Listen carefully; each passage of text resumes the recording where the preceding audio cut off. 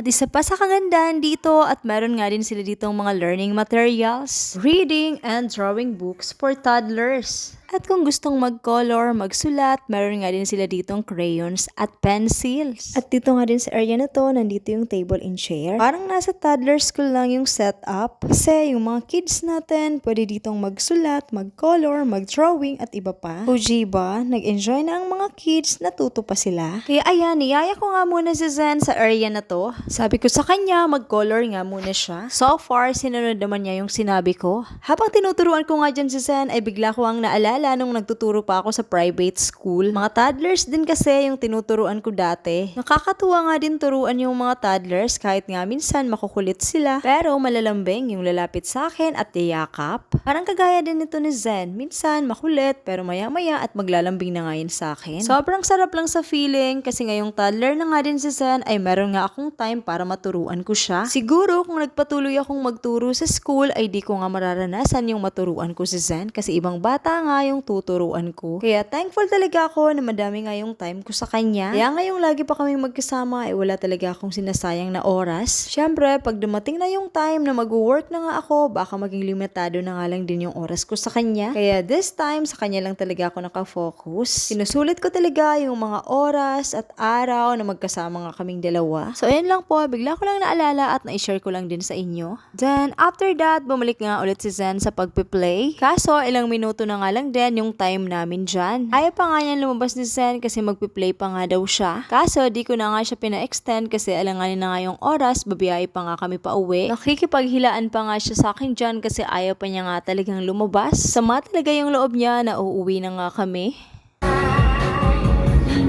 Tara na! Tara na! Tara na!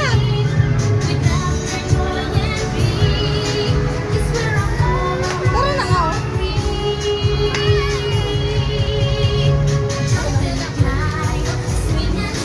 Balik ka lang tayo kasama yung mga friends mo. Bye-bye na, bye-bye!